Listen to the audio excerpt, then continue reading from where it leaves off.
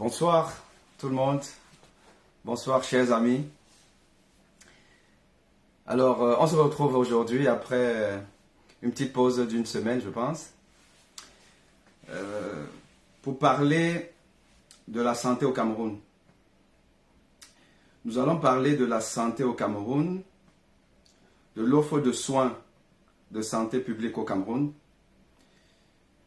Et nous ne pouvons pas parler d'une politique dans quelque domaine que ce soit sans parler de la personne qui incarne cette politique. Car c'est les hommes qui construisent une action, une œuvre, une politique. Si vous avez à la tête d'un projet des personnes qui n'ont pas la qualité, qui n'ont pas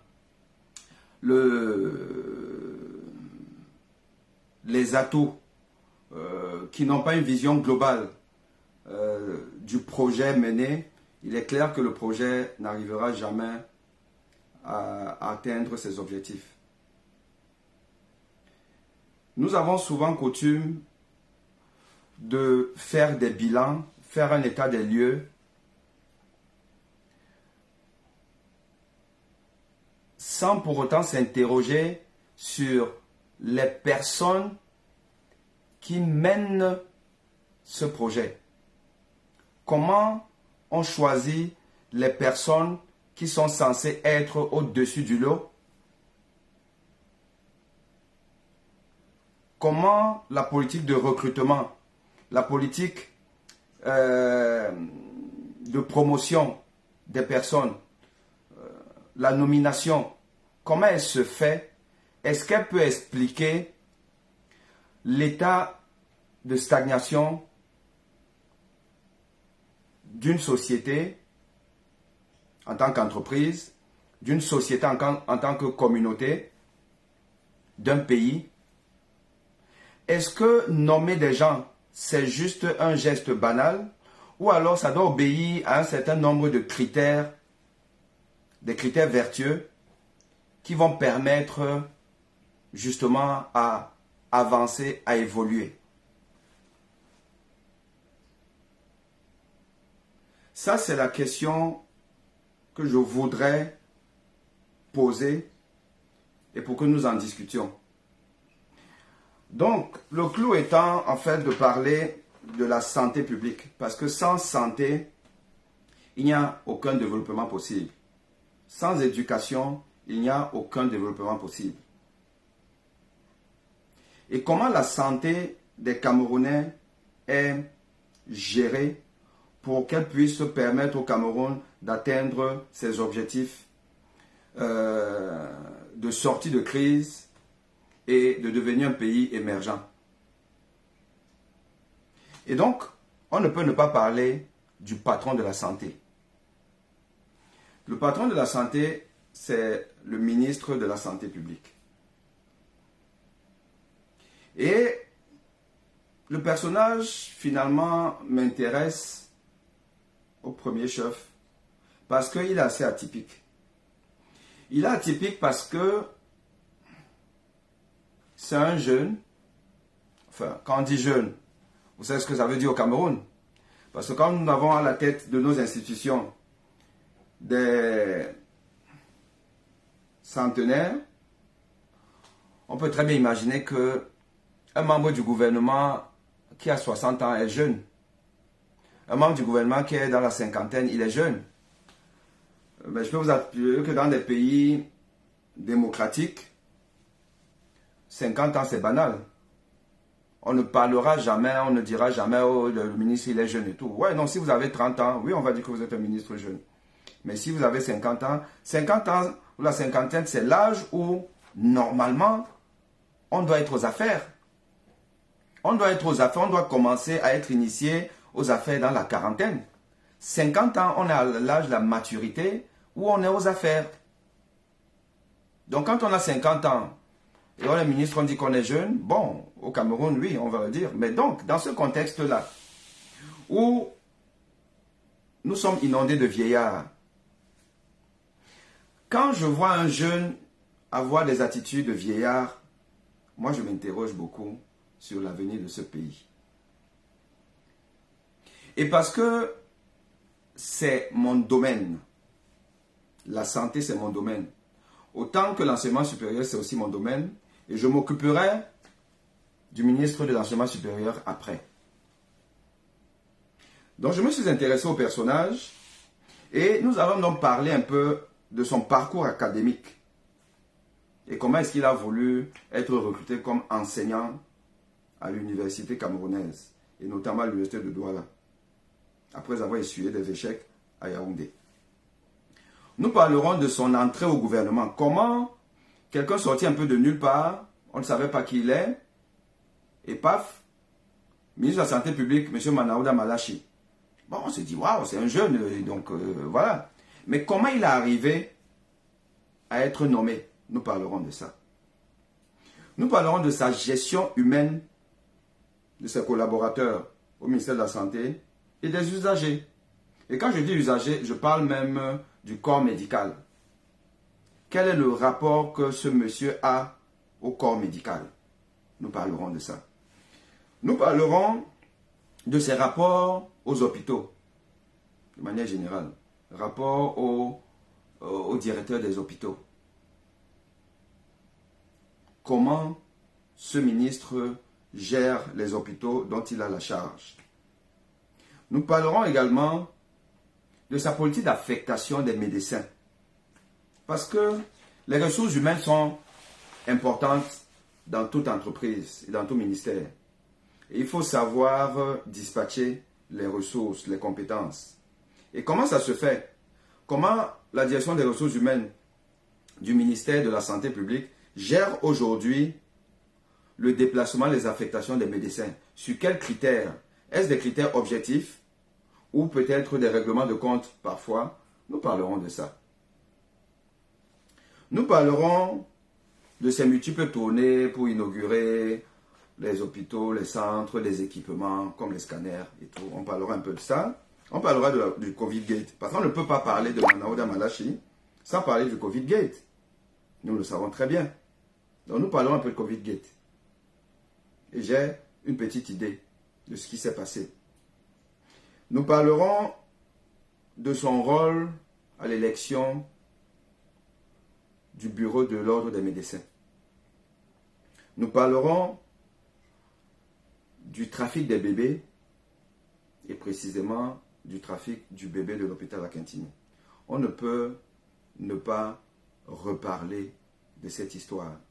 Et enfin, nous parlerons de la couverture santé universelle.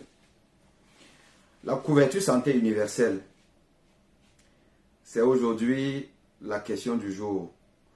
Et il a donc lancé officiellement l'ouverture de cette couverture santé universelle qui est censée permettre un accès plus facile et plus large des soins de santé, enfin, un accès aux soins de santé de la population camerounaise. Et nous discuterons un peu de ça. Donc vous voyez que le menu est quand même assez vaste. On peut toujours diviser ça en deux, faire, monsieur le ministre, part 1 et part 2. Mais déjà, ce que je vais vous dire, c'est que pour comprendre l'action de ce ministre de la Santé publique, il faut aller plus loin. Et il faut comprendre en fait comment les autorités camerounaises arrivent à des postes décisionnels. Et quel est l'impact de leur action, de ce qu'ils sont dans le devenir du pays. Et je veux pour exemple, qui est un exemple économique, donc je vais rester un peu superficiel, c'est les APE, les accords pour le partenariat économique, signés entre l'Union européenne et les ACP, Afrique, Caraïbes et Pacifique. Ces accords économiques qui émanent quand même de la convention de Lomé de 1975, puis les accords de Cotonou de 2000, qui ont donc consacré des accords de libre-échange entre l'Union européenne et les ACP pour favoriser le commerce, les échanges, le développement technologique, le transfert de technologie et bien d'autres vertus. Et avec des accords qui avaient donc la première échéance en 2014. Est-ce que entre 1975 et 2014, on a eu l'impression que l'Afrique est sortie gagnante de ces accords APE? Est-ce que les échanges et le transfert de technologie, on l'a senti? Je n'ai pas l'impression. L'Afrique a toujours été le pays, enfin le continent en retrait, sous-développé, qui dépend essentiellement, entre guillemets, des financements étrangers, des dons et autres. Et en 2014, où il fallait donc sceller le sort et la mort de ces accords APE, ben, il y a plutôt eu renégociation. Et le Cameroun, par exemple, a anticipé, indépendamment des autres pays de l'ACP, a renouvelé des accords avec l'Union européenne. Des accords très désavantageux pour le Cameroun. C'était des accords des accords commerciaux préférentiels, mais déséquilibrés, où nous avons l'obligation de commercer vers l'Union européenne de manière préférentielle à 28% obligatoirement, en sachant qu'on a décidé de diversifier nos partenaires. Mais dans cette diversification, puisque nous sommes quand même tenus par des accords, il y avait quand même ces obligations-là à recevoir, à ouvrir nos frontières, notre commerce, notre marché aux produits européens de manière préférentielle. Alors, cette ouverture a eu pour conséquence la mort de notre industrie, la mort de notre commerce, la mort de l'innovation, si jamais on peut parler d'innovation camerounaise, africaine en général et camerounaise. Et on ne s'est pas servi de l'expérience américaine, qui au 19e siècle, quand l'Amérique était en difficulté et devait pouvoir repenser son économie, les Américains ont convaincu le Congrès américain de voter une loi qui taxait les frais de douane des produits britanniques à 47%. 47% de taxes pour les produits importés de Grande-Bretagne. Ça fait chuter en fait l'importation des produits. Et si ça fait chuter l'importation des produits, ça veut dire que les produits locaux, les commerçants, les industriels locaux vont pouvoir développer leur activité et inonder leur marché. Parce qu'il faut déjà dominer votre marché local avant de s'exporter. En plus d'injecter de l'argent pour la recherche et développement, on va finir par faire éclore les génies locaux. Mais le Cameroun n'a pas fait ça. Ce que le Cameroun a fait, c'est porte ouverte. Porte ouverte. Venez, apportez-nous tout, la friperie, les trucs high-tech, apportez tout. Et on tue le tissu industriel local. Et on voit ça aujourd'hui. La conséquence de ces accords APE signés par les technocrates camerounais, la conséquence de ça, c'est qu'aujourd'hui, il y a des hashtag Orange pourri, machin truc et tout, le téléphone est cher, parce que ces gens, ils viennent chez nous se sucrer.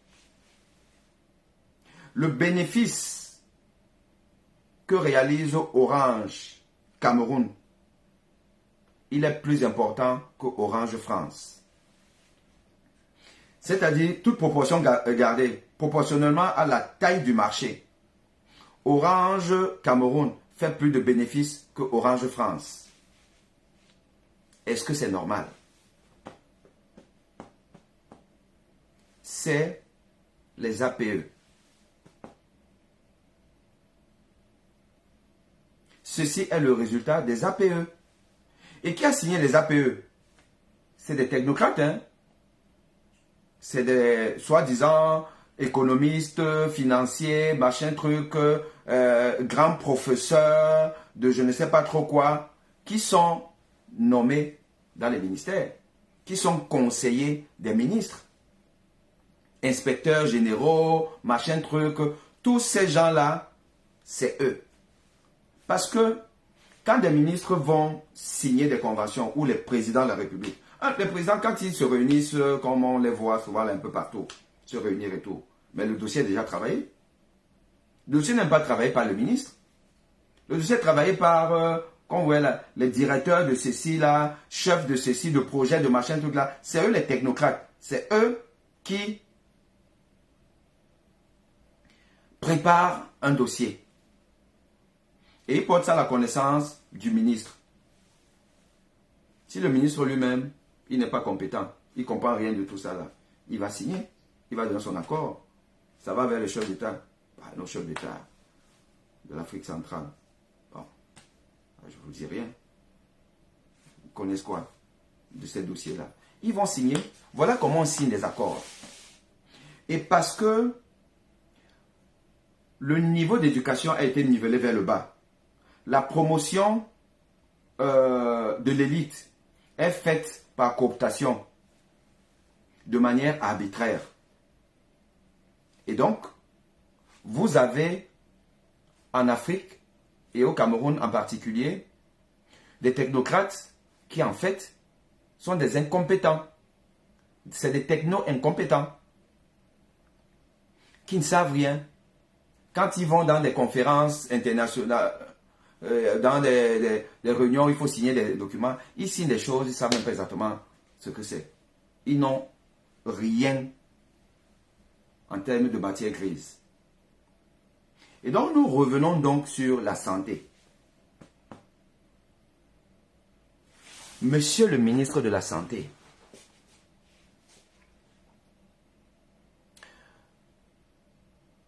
il a docteur Manaouda Malachi. Bon, il est docteur, je veux bien. Il est docteur où? Parce que quand on est un homme public, on doit pouvoir avoir la traçabilité de son parcours.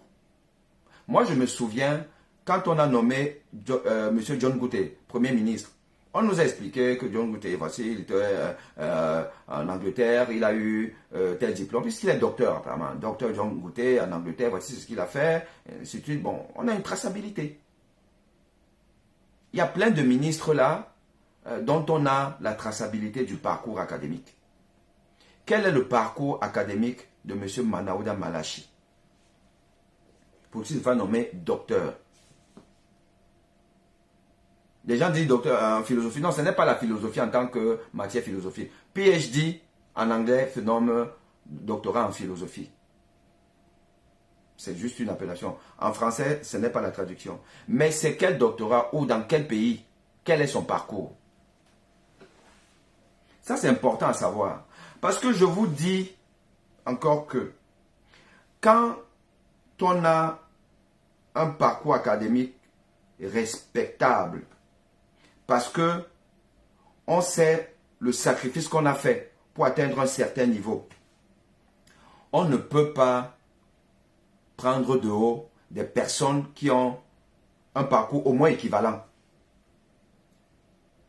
On ne peut pas interpeller des individus comme ce monsieur, interpelle des gens qui sont censés être académiquement ses supérieurs. Parce que le décret présidentiel ne vous donne pas de l'intelligence supplémentaire. Il ne vous donne pas l'intelligence supplémentaire. Donc, moi, je voudrais qu'on réécoute quand même encore ce discours de Manoa Damalachi que j'ai posté et qui a quand même eu un écho très retentissant en termes de réaction partout. Et on va réécouter.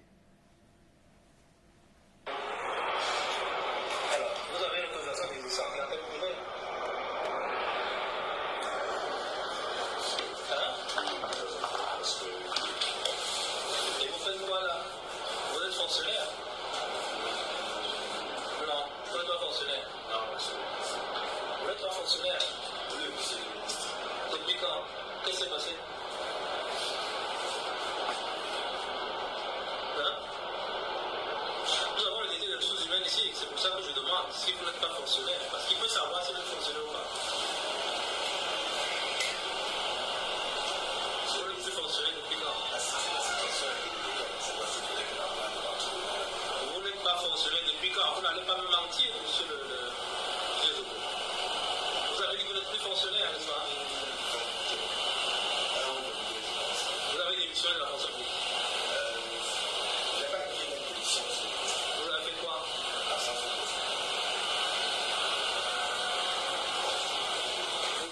Vous savez ce qu'on peut faire dans la infraction.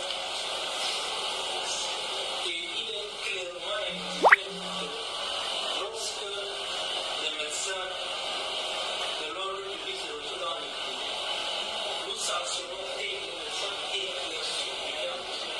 Vous savez que vous savez? Est-ce que vous le savez pas? Donc vous savez faire l'infraction. Si le responsable ne passe pas le public, donc j'ai considéré que je suis. C'est ça que je voulais vous expliquer dans le cadre de votre jour. Il est situation de régularisation de ce dossier pour sécuriser les fonctions publiques et d'être totalement en conformité avec nous. Sinon, nous n'aurons pas permis qu'il soit là avec nous de façon très. Alors, je crois qu'on va prendre un semaine militaire. On ne peut pas continuer comme ça. On ne peut pas continuer comme ça. D'abord, la première chose que nous allons faire, c'est vous traduisez, monsieur, vous allez vous écrire à l'ordre. Monsieur Zogo doit passer au conseil de discipline de l'ordre. Pour l'exercice légal. Parce qu'on a une réglementation. On n'est pas dans une politique bananière où on va se permettre de faire de n'importe quoi. Vous ne pouvez pas rester chez vous, prendre vos décisions, je fais comme ça, je fais pas comme ça. Non. On est en République et la République a ses règles. N'est-ce pas? Donc il faut que vous passiez au conseil de discipline de l'ordre, il faut passer au conseil de discipline de la fonction publique. À ce moment-là, on va prendre toutes les mesures. Alors, vous avez écouté la réaction de monsieur le ministre au fait que monsieur Zogo, comme il l'appelle, mais j'ai envie de dire docteur Zogo, est certainement en infraction, a commis certainement des actes délictueux, a certainement eu une prise en charge anormale, qui nécessite certainement des éclaircissements. Mais je vous assure que quand on a un certain parcours académique, ce n'est pas par hasard que l'école est quand même la base référentielle de tout développement. L'école est la base référentielle de tout développement. Ce n'est pas par hasard. Parce qu'à l'école, on apprend le discernement, l'humilité, l'anticipation et l'objectivité, l'honnêteté. Un homme instruit qui a un parcours académique conséquent est normalement humble, honnête, objectif. Mais je n'ai pas vu ces qualités-là en ce ministre dans cette séquence qui déjà, est publique, est diffusée, je ne sais pas trop pourquoi. Deuxièmement, vous ne pouvez pas entendre une personne, un être humain vous dire que mon salaire ne passe pas. Et vous ne vous attardez pas sur ça. Vous ne vous apesantissez pas sur cet élément-là. Parce que là, on rentre même déjà dans des questions de droits de l'homme. Ce n'est pas possible. Vous ne pouvez pas dire que ce n'est pas une république bananière. Alors que on est en train de vous démontrer que nous sommes dans une république bananière. Parce qu'un médecin fonctionnaire qui vous dit que mon salaire ne passe pas, peut-être que ça passe pas juste dire, peut-être qu'il a une suspension de salaire, ce qui est en fait une sanction administrative. Mais quand il dit mon salaire ne passe pas, mais vous lui posez la question, mais pourquoi votre salaire ne passe pas? Vous lui posez la question, pourquoi votre salaire ne passe pas? Quitte à ce que là maintenant ils soient en difficulté et qu'ils ne disent pas pourquoi. Parce que peut-être effectivement il est fautif, peut-être qu'il a été sanctionné. Mais un ministre d'une république doit avoir ces réflexes-là. Il ne peut pas simplement dire que nous ne sommes pas dans une république bananière. Parce que les gens peuvent lui opposer que non, nous sommes dans une république bananière. Parce que dans une vraie république, on ne suspend pas le salaire d'un médecin ou d'un être humain. Bon, donc, moi je dis que sur ce que je sais de M. Manaouda Malachi, il a un parcours qui n'est pas ce qu'il prétend être. Parce qu'il aurait été recruté comme enseignant. Son dossier a été rejeté. Car dossier très léger. Et je pense que M. Manaouda Malachi développe un complexe d'infériorité qui compense par sa posture de ministre. Quand on est fort, on ne montre pas qu'on est fort, on ne sort pas les muscles. Vous ne dites pas, Monsieur Zogo, faut pas me mentir. Un ministre intellectuel ne parle pas comme ça. On ne dit pas en public que ne me mente pas. Ça, c'est au quartier. Ça, c'est une posture villageoise. Maintenant, sachez que si M. Manaouda Malachi n'avait pas eu dans sa jeunesse estudiantine, n'avait pas eu une relation qui s'est soldée par l'accouchement d'un enfant non voulu chez une jeune fille à l'époque, qui s'avère être la nièce du secrétaire général de la présidente de la République, avec, in fine, l'obligation de l'épouser, M. Manaouda Malachi ne serait pas ministre. Il a rapidement été recruté comme un secrétaire dans un ministère, quelque part, fort d'un parcours qui n'est pas des plus brillants. Et puis, finalement, à faveur d'un remaniement qui s'imposait, il est parachuté ministre de la Santé publique. Simplement parce que il a une proximité par alliance avec le secrétaire général de la présidence de la République, le SGPR. Voilà comment il devient ministre. Il ne devient pas ministre parce qu'il est brillant, parce qu'il est... Non, il est déjà un membre du gouvernement parce que secrétaire dans un ministère, puis ministre simplement parce qu'on est dans une politique de cooptation. c'est les mêmes qui s'entraident et voilà, gèrent ce pays. Donc je dis encore que M. Manaouda Malachi n'a aucune qualité pour être ministre de la Santé publique au Cameroun. Il n'a pas un parcours qui le prédestine à cette fonction. Il n'a pas la compétence. Il y a simplement qu'il a épousé la nièce du secrétaire général de la présidente de la République. Et on ne gouverne pas un pays comme ça. Monsieur le Président de la République, Paul Biya, on ne gouverne pas un pays comme ça. Monsieur Manaouda Malachi ne peut pas être le ministre de la corporation la plus intellectuelle d'un pays. Il n'y a pas une corporation plus intellectuelle que la médecine, les médecins, l'ordre des médecins. Et il faut pas forcément quelqu'un qui ait ce niveau-là, mais il faut quelqu'un qui ait un bon niveau, qui ne soit pas complexé et qui ait de la compétence. Et ce n'est pas le cas.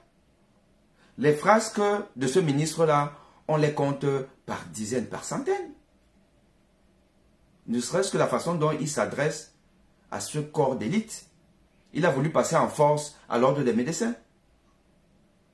Et vous avez vu, on le traduit à l'ordre des médecins. C'est pour ça qu'il veut contrôler l'ordre des médecins. C'est pour ça qu'il veut contrôler l'ordre des médecins. Mais il n'a pas la qualité pour. Quand vous avez un ministre qui martyrise son personnel, qui ne donne pas la place qu'il faut à des gens qui sont quand même intellectuellement au-dessus de lui et qui sont des médecins et qui sont des enseignants de rang magistral, des professeurs.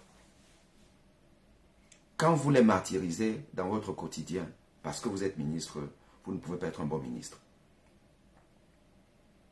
J'ai essayé d'avoir une audience avec M. Manaouda Malachi au moins 3 fois. Tout comme j'ai eu des audiences avec ses prédécesseurs. M. Oulangena m'a reçu. Le professeur Moné Kosso m'avait presque reçu. Il se trouve simplement qu'au moment où je devais entrer, il a eu un appel de la présidente de la République et il devait se rendre urgemment à la présidente de la République. Monsieur Manaouda Malachi ne reçoit pas le corps médical. Vous allez au ministère de la Santé publique, vous demandez une audience, on vous envoie balader. C'est le premier ministre de la Santé au Cameroun qui ne reçoit pas le corps médical. Les anciens ministres, ils avaient un jour, je sais que pour M. Oulangena, je pense que c'était le mercredi, réservé aux médecins. Vous venez, vous remplissez l'audience, vous attendez, on va vous recevoir. Même si c'est à n'importe quelle heure, on va vous recevoir. Un ministre qui n'écoute pas ses administrés, il sait qu'on veut le voir. Pourquoi? Mais pour les problèmes de la santé publique, vous devez écouter. Il ne reçoit pas. Un jeune se comporte pire qu'un vieillard. Vous savez, le diable est dans le détail. Il y a des gestes dans la vie, quand vous les posez, des comportements, quand vous les avez, on peut vous dire qui vous êtes. Et on peut savoir si exactement vous êtes fait pour le job. Si vous avez les critères nécessaires pour l'emploi. Humainement, monsieur le ministre est quelqu'un de pas recommandable. Humainement. Et on voit sa façon, sa posture. Quand il vient nous dire la grossesse n'a même pas 6 mois et tout, donc quand il n'y a pas grossesse, il n'y a pas bébé. Vous dites ça alors que on parle d'une vie humaine.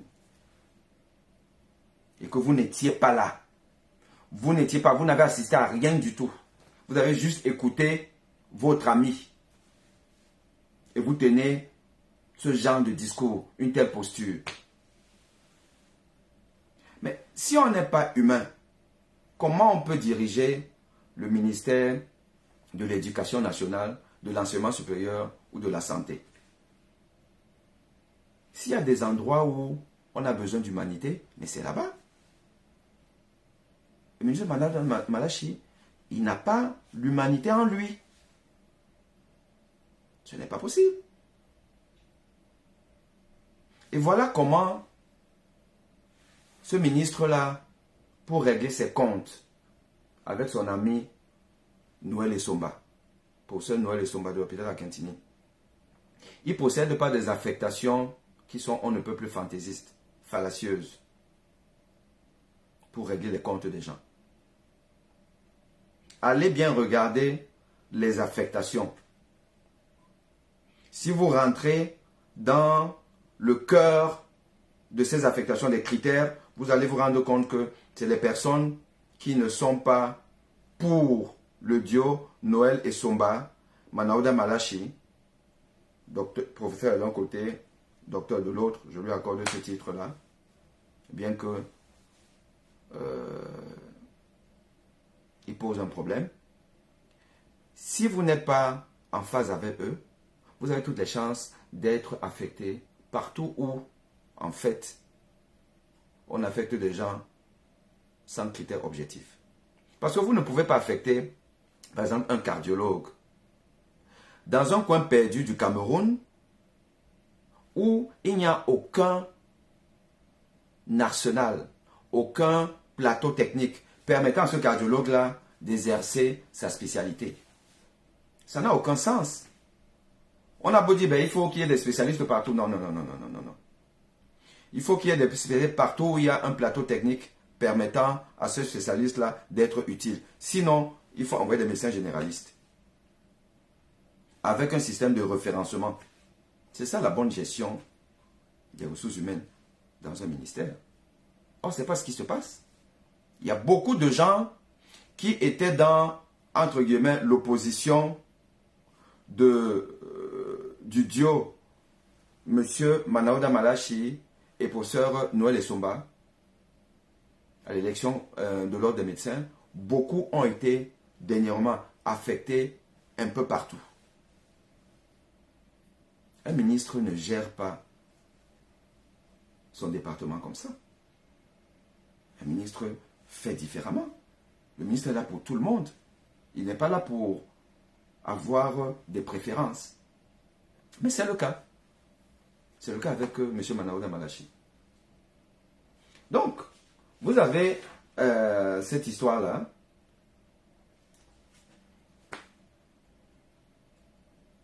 Ce qui fait que aujourd'hui, il y a une défiance vis-à-vis de la gestion de ce ministre. Une défiance qui monte de plus en plus dans le corps médical. Et cette défiance-là, elle est exacerbée par rapport à ce qui se passait avec les autres ministres. Et ce n'est pas un hasard. Ce n'est pas un hasard parce que la politique spectacle, écoutez, elle cache justement un certain nombre de faiblesses.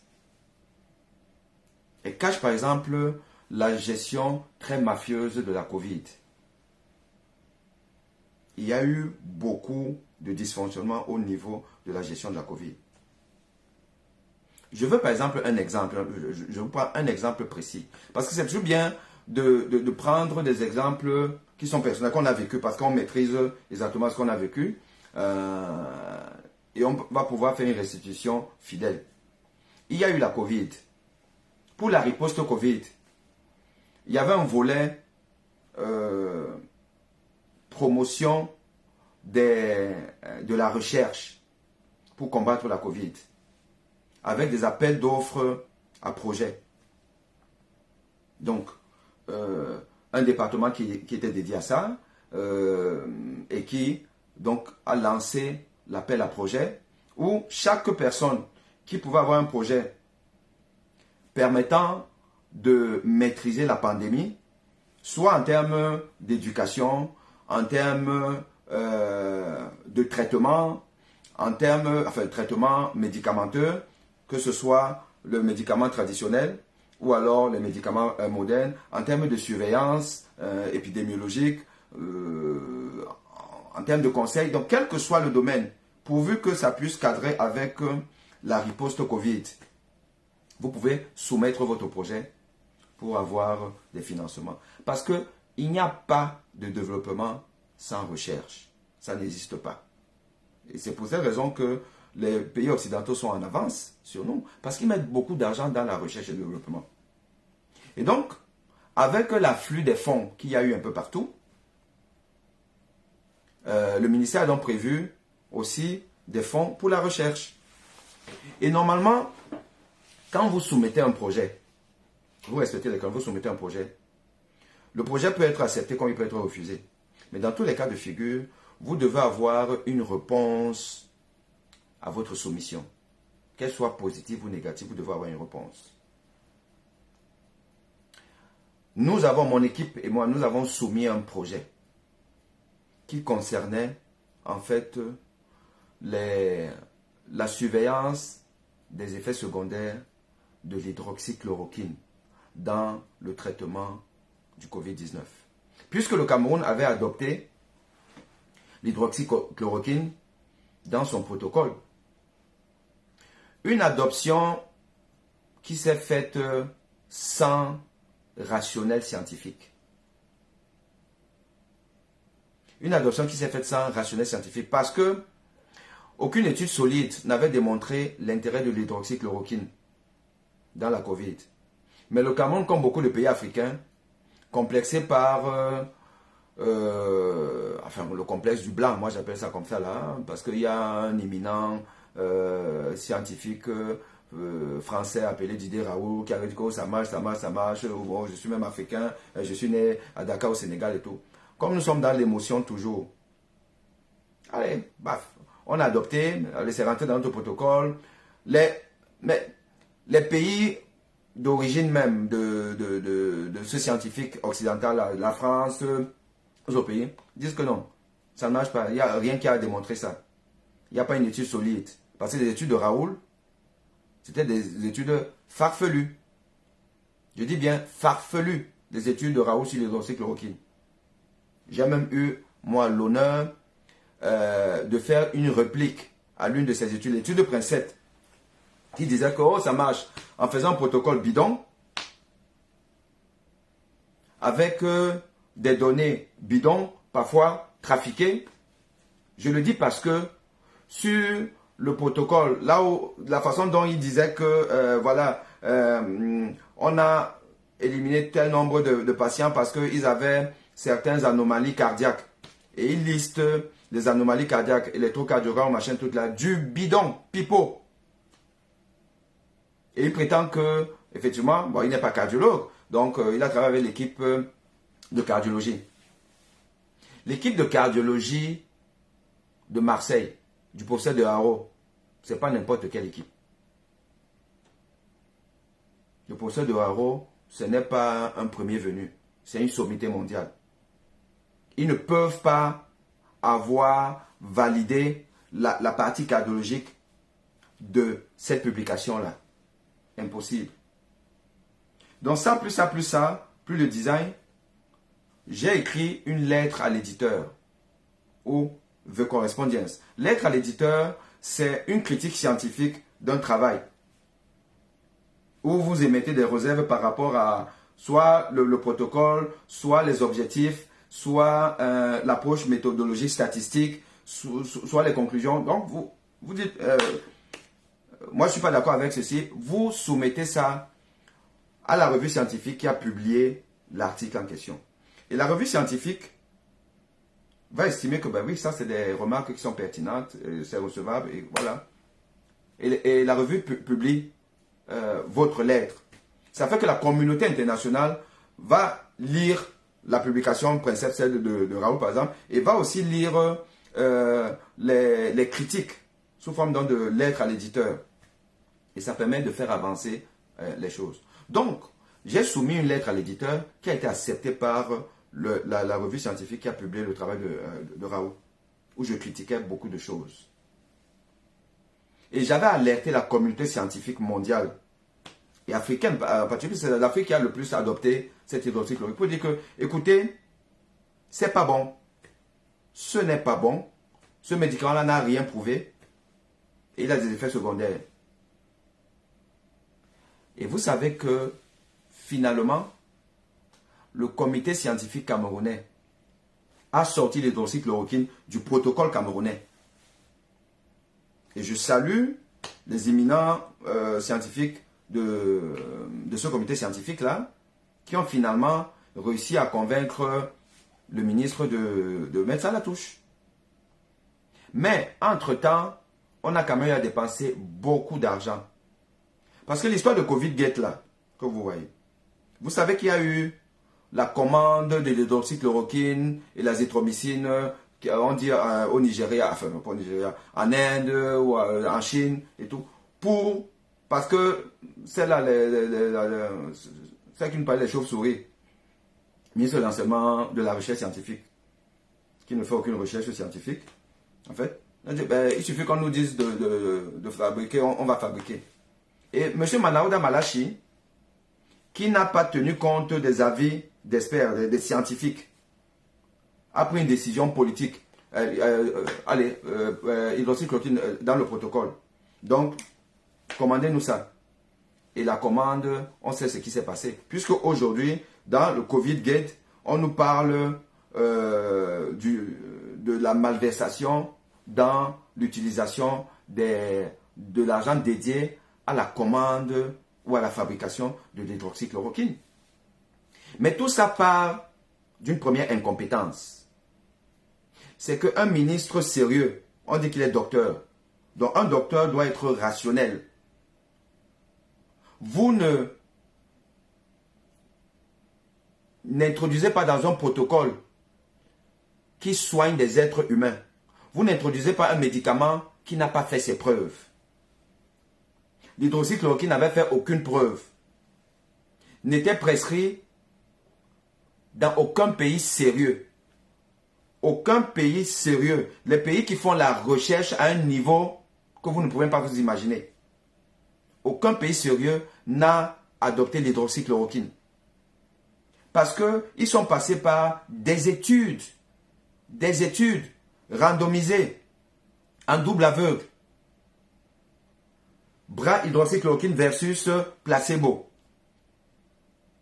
Études comparatives pour arriver à avoir une démonstration que c'est bon ou ce n'est pas bon. Toutes les études internationales, aucune n'a dit que l'hydroxychloroquine était bon. C'est pour cette raison que l'hydroxychloroquine n'est pas rentrée dans le protocole, ni français, ni américain, ni suisse, ni allemand, ni partout. Vous pensez que ces pays-là sont des pays pas sérieux. Et nos chefs d'État, nos gouvernants vont se soigner là-bas. Soyons un peu sérieux en Afrique. Apprenons à mettre à la tête de nos institutions des gens intelligents qui ont été à l'école.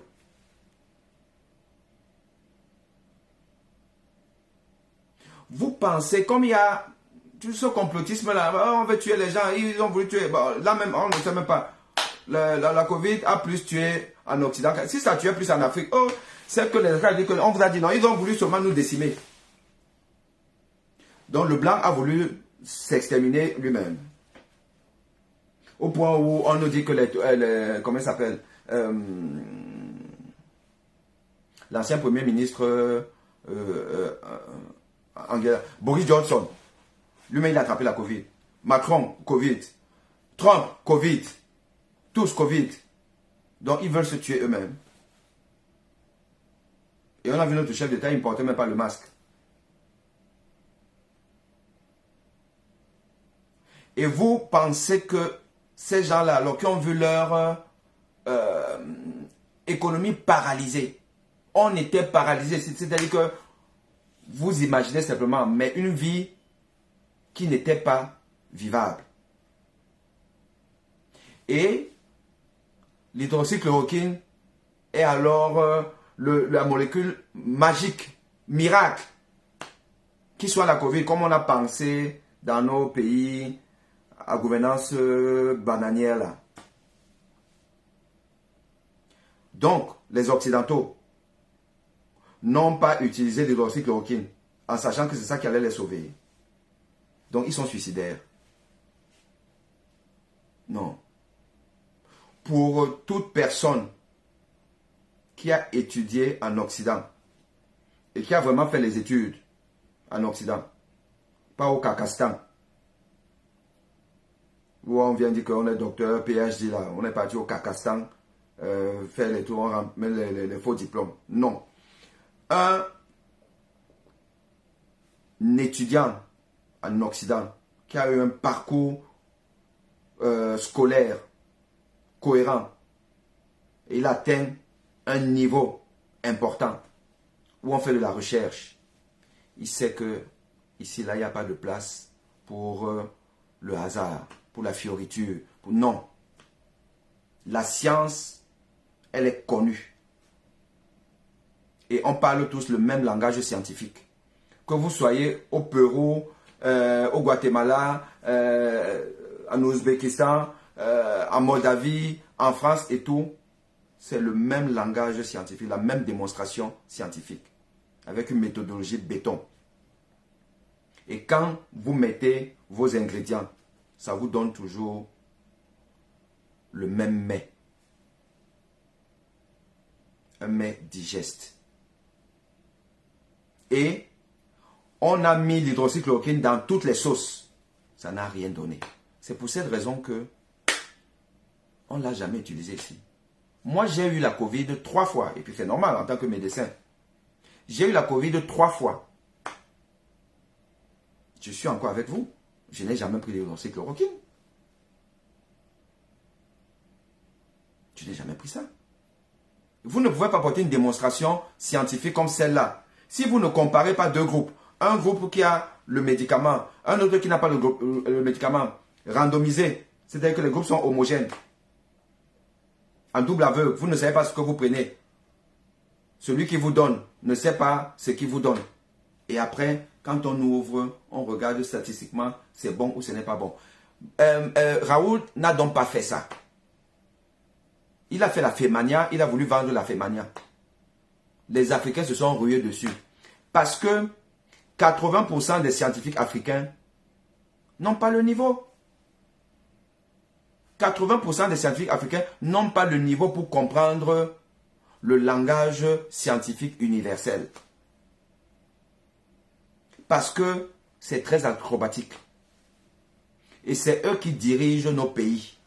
Et qui vont donc signer les accords APE qui sont honteux. Je suis désolé. Moi, Aimé Boni, j'ai à défendre les intérêts de mon pays. Je vais dans une commission qui va parler de la science, du développement et je ne sais pas trop, l'enseignement. L'Occidental ne peut pas me tromper. Il ne peut pas. Il va me raconter sur les que calme-toi. Je connais autant que toi. On a fait les mêmes écoles. Tu n'étais pas plus brillant que moi. Donc tu ne peux pas me raconter les histoires. Ça va commencer comment?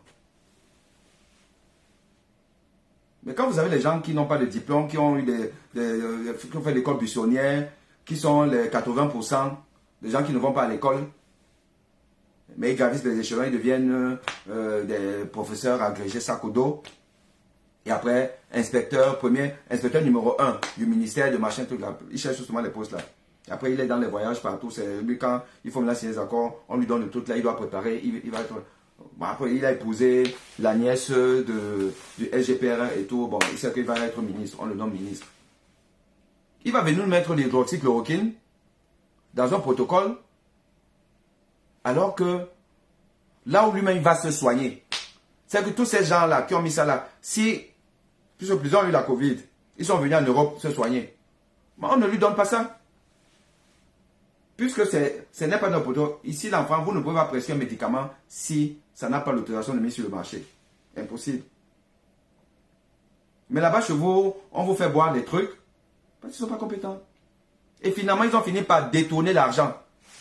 Détourner l'argent qui était dédié à l'hydroxychloroquine. Ils ont détourné, ils ont mangé ça. Ils sont allés prendre des faux trucs chez les Chinois là-bas. On sait combien ça coûte. Parce que quand vous regardez le protocole camerounais pour soigner les malades de Covid, notre pays là est à vendre. Le protocole camerounais, quand on vous donnait le package, vous avez eu ça certainement. Vous voyez donc les cachets qu'on vous donne. Il y a un blister qui était écrit en chinois. Je dis bien en chinois. C'était l'hydroxychloroquine. Ou l'azithromycine, puisque ça allait de pair. Ça, c'est le cocktail de Didier Raoult qui vous a vendu. Hydroxychloroquine et azithromycine. Je pense que c'était l'azithromycine qui était écrit en chinois. Je dis bien chinois. Vous vous souvenez de ça certainement, vous avez vu ça. En chinois, c'est-à-dire que dans un pays indépendant,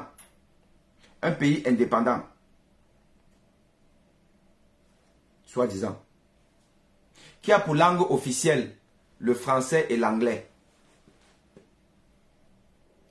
on fait rentrer dans son territoire un médicament qui a un conditionnement écrit en chinois. Et on distribue ça dans tous les hôpitaux du Cameroun. Je sais parce que je suis médecin à l'hôpital gynéco-obstétrique de Douala à Yassa. J'ai vu ces médicaments, le protocole de Covid du Cameroun. J'ai vu ça. J'étais farouchement contre ça, mais qu'est-ce que je peux? J'ai constaté, j'ai vu ça. Écrit en chinois. C'est-à-dire que l'infirmière va ouvrir le comprimé, enfin l'enveloppe, ou le médecin, ou le malade, ou le garde malade, on ouvre une histoire écrite en chinois. Est-ce que vous savez même ce qu'il y a dedans? Puisque moi, je ne connais pas le chinois. Je ne sais pas. Qu'est-ce que les Chinois ont écrit là? Est-ce qu'ils ont écrit hydroxychloroquine en chinois? Pas qu'il y a le chinois, il y a aussi le français ou l'anglais. Non. En chinois déjà. Qu'est-ce que le chinois vient faire? Le chinois n'est pas une langue officielle au Cameroun. Et aucun médicament ne peut entrer dans un pays sans le quitus du ministère de la Santé. Donc le ministre de la Santé publique camerounais, M. Manaouda Malachi, a fait introduire au Cameroun une chinoiserie écrite en chinois. Pas en français, pas en anglais. Si c'est même écrit en boulou ou en ewondo, puisqu'on sait que c'est le pays organisateur, ils ont tous les postes. Tous les postes, tous les bons postes du Cameroun, c'est eux. Moi, j'ai été à l'école au Cameroun, de la 6e en terminale, plus une année de fac, avant de partir du Cameroun. Je n'ai pas l'impression, parce que c'est quand même ma génération qui gouverne aujourd'hui, la cinquantaine. Parce que ne voyez pas comme ça, là, on dit que machin truc là, je ne suis pas un jeune. Hein. Voici ce que j'ai trouvé. Je ne suis pas un jeune. J'ai la cinquantaine. Il n'y a pas la cinquantaine de 51 ans. Hein.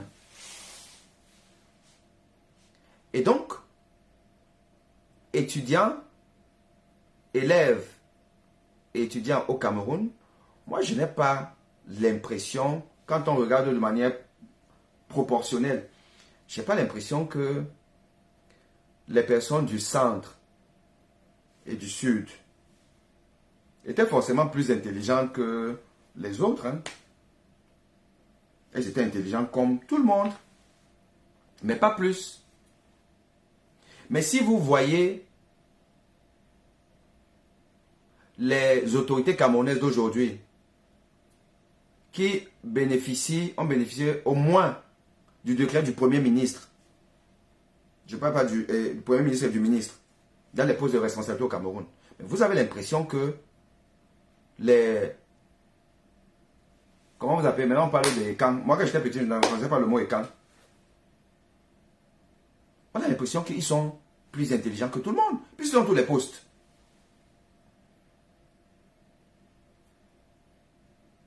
Ils sont tous les postes. Donc, je dis que si on avait même écrit donc en Ewondo ou en Boulot sur les blisters de l'hydroxychloroquine ou de l'azithromycine, j'aurais encore dit que bon, c'est une langue camerounaise. Bien boya. On est sauf qu'accepter. Mais en chinois, quel est ce ministre de la Santé qui a ce genre de réflexe de coloniser? C'est quel ministre ça? C'est quel intellectuel? Dans les réseaux sociaux, il est aussi docteur, il est docteur en philosophie. Donc, non seulement il est ministre, il est docteur, il commande, donc il peut l'appeler monsieur s'il veut tout ça. Non. Le diplôme, ce n'est pas le papier. Hein. Le diplôme, c'est dans la tête. C'est dans la tête. Vous imaginez en France, ou au Sénégal, ou en Côte d'Ivoire, les populations de ces pays-là consommer des produits sans savoir exactement ce qu'ils consomment, parce que c'est en une langue étrangère. Ça là, c'est un crime. C'est une hostilité à la patrie. Je ne sais même pas si monsieur, comment vous l'appelez là, le SGPR? Dites-moi un peu son nom. Parce que moi, je vous ai déjà dit que j'ai parfois envie d'avoir l'Alzheimer quand il s'agit des problèmes du Cameroun. Comment il s'appelle? Le secrétaire général de la présidence de la République. C'est lui qui a nommé Manaouda Malachi à ce poste-là. Parce que Manaouda Malachi, monsieur Manaouda Malachi, a épousé sa nièce. Voilà comment ça se passe dans un pays. Non. Avec ça, on ne peut pas avancer. Avec ça, on aura une offre de soins qui sera toujours une offre de soins au rabais. Un rationnement des soins. Avec une masse critique d'hôpitaux qui n'ont pas le niveau. N'ont pas le niveau parce que pas équipés, pas de maintenance, pas de personnel qualifié, donc pas d'expertise. Et on va nous dire qu'on a une couverture santé universelle. On soigne tout le monde. Oui, en Gongo Ferdinand. Gongo Ferdinand. Ah, c'est lui qu'on appelle l'homme à la punk. Je ne savais même pas. Gongo Ferdinand. Mission Gongo Ferdinand. Vous avez que vous n'avez pas vu ça. Hein? Ben, j'espère que vous n'avez pas eu la Covid. Hein? Parce que dans le bunker de Toudi là, peut-être que la Covid n'est pas arrivée là-bas. Mais si la Covid est arrivée à Toudi, et que vous vous soignez comme les Camerounais, ça veut dire que vous avez vu, vous avez détaché, vous avez ouvert des blisters écrits en chinois au Cameroun. Ça, ce n'est pas un scandale. Et vous voulez que les Occidentaux nous respectent? Les Occidentaux nous prennent pour des broussards, pour des villageois, pour des gens qui n'ont... Vous ne trompez pas, hein? Vous, dans votre posture là, en haut là, vous recevez les gens en audience et tout. Il y a les honneurs, vous êtes content. Au fond, le blanc, il sait que celui avec qui il venait de parler là, que c'est un villageois. Que vous êtes des villageois.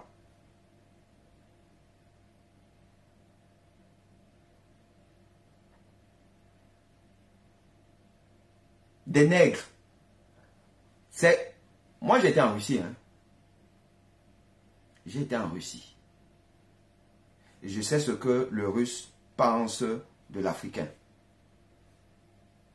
Je vais vous faire un direct sur... comment ils appellent ça là?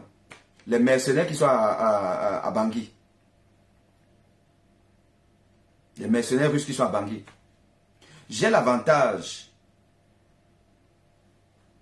d'être médecin en France, d'être cardiologue en France. Je reçois beaucoup d'Africains d'une certaine classe sociale. Les gens qui dirigent là nos pays bizarres. Je les vois en consultation. Et quand un malade est devant vous, vous le médecin, vous êtes pour lui comme le prêtre. Il se confesse facilement.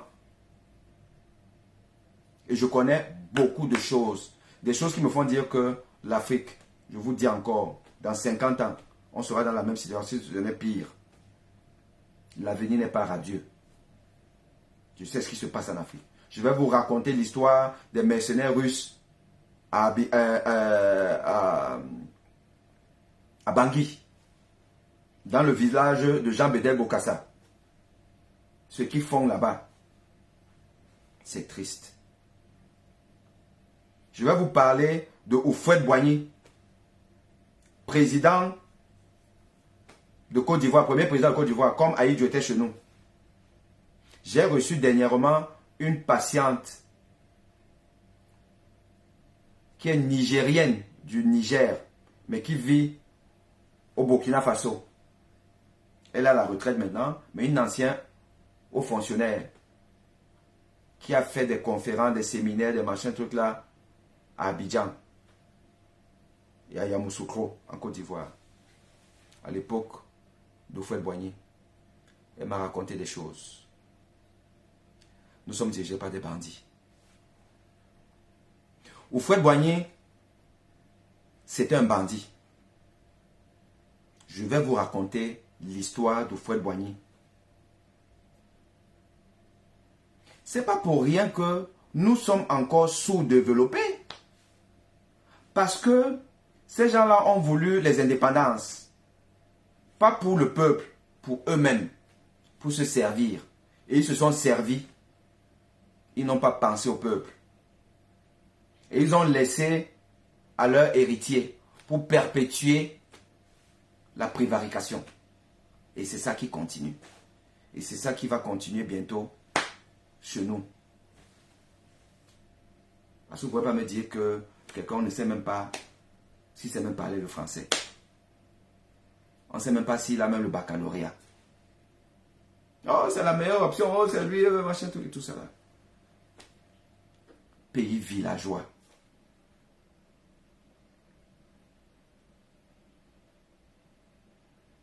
Et voilà comment ça se perpétue. Et pour revenir à Mandao Damalachi, tu dis que le SGPR, vous avez eu la Covid, vous avez ouvert le blister, vous avez vu que c'est écrit en chinois. Pourquoi vous voulez que les Chinois nous respectent? Pourquoi vous voulez que les Français nous respectent? Nous sommes des villageois.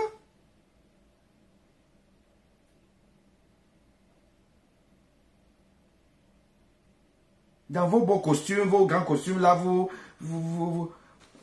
les grandes voitures et tout ça, là. Vous ne mourrez pas après. Mendoza est où?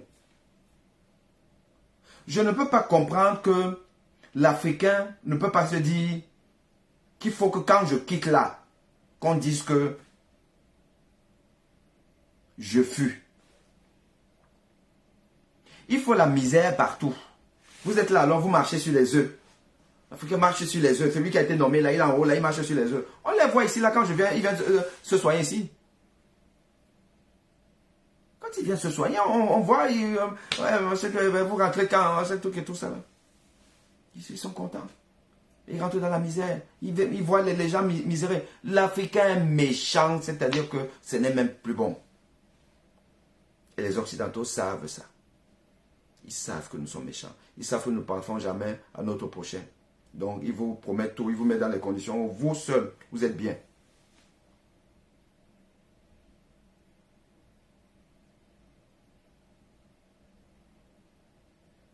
Donc, à cause de l'incompétence de Manaouda Malachi, docteur en philosophie, à cause de son incompétence, nous avons perdu de l'argent de la Covid. Détournement de fonds. Parce que les chinoiseries qu'on vous a données là, ils achetaient ça peut-être à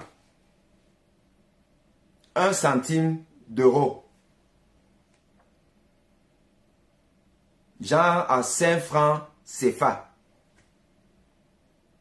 Mais, surfacturation assurée. Voilà. Pour une efficacité nulle, puisque après, ils ont fini par retirer ça du protocole. Ils ont retiré l'hydroxychloroquine et la l'hydroxychloroquine du protocole. Parce que les études n'ont pas démontré que... Quand ils disent les études n'ont pas démontré, les Français les Occidentaux avaient déjà démontré depuis que ça n'a rien démontré. Mais comme il fallait d'abord faire le banditisme, mais s'ils voulaient respecter la science, ça ne rentrait pas dans le protocole. Si ça ne rentre pas dans le protocole, mais c'est une poche de prévarication en moins. Réfléchissez, les enfants. C'est une poche de prévarication en moins. Ils vont voler quoi? Il faut bien qu'ils volent. Pour voler, il faut faire des achats à l'étranger. Et comme on ne peut pas fabriquer, on ne fabrique rien au Cameroun. Donc ce sera encore des commandes à l'étranger.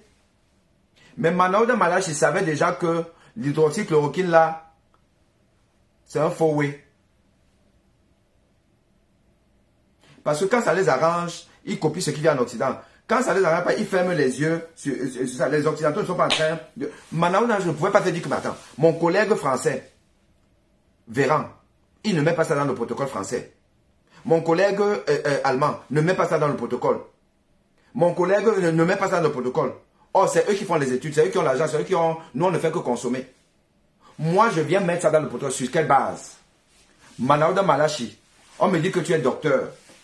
Tu peux m'expliquer sur quelle base tu as mis l'hydroxychloroquine dans le protocole camerounais? Est-ce que tu peux m'expliquer? Tu ne peux pas. C'est du banditisme. C'est du vol. Quelqu'un qui vole est voleur. Donc tu es voleur. Ou du moins, vous êtes voleur. Il faut quand même que je vous respecte. Vous êtes voleur, monsieur Manaouda Malachi. Vous avez volé l'argent de la Covid. Les commandes faites, l'argent débloqué pour l'achat de l'hydroxychloroquine, là, ne servait à rien. Et il y a eu surfacturation sur ça. Si vous avez dit dans le protocole, non, on ne donne pas l'hydroxychloroquine, vous n'auriez pas justifié la disparition de cet argent. Donc vous avez intelligemment volé les Camerounais. Et en plus de leur ingurgiter un médicament qui ne servait à rien. Vous savez que ça c'est dangereux. On me dit que vous êtes docteur. Est-ce que vous savez que en France, on vous aurait flanqué une commission d'enquête? Je serais sur le volet là. Vous avez adopté un médicament qui n'a rien démontré, qui n'a eu aucune autorisation sur le marché. Parce que les études n'ont pas démontré que... Mais vous avez mis ça, vous avez fait avaler ça à des millions de Camerounais. Vous pouvez faire la prison.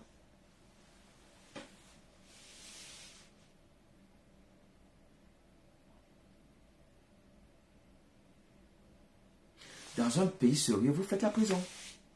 Mais tout ça là, ce que je parle là, les Camerounais, ils ne comprennent même pas ce que c'est parce que, vous savez, hein, quand on a passé 40 ans dans l'obscurité, la lumière éblouit. Quand on a passé 40 ans dans l'obscurité, la lumière éblouit. C'est pour ça que des personnes comme moi, j'ai la prétention de dire que je vis dans la lumière. Depuis toujours. Parce que quand je quitte le Cameroun, l'obscurité arrivait déjà.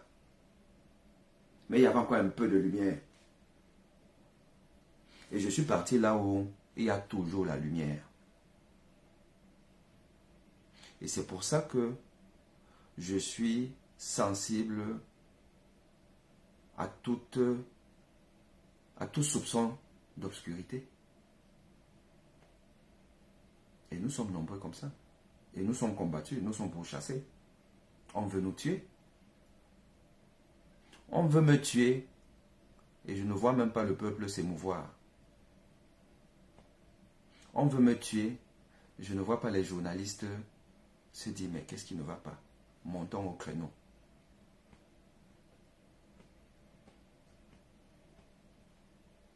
C'est quel pays où un être humain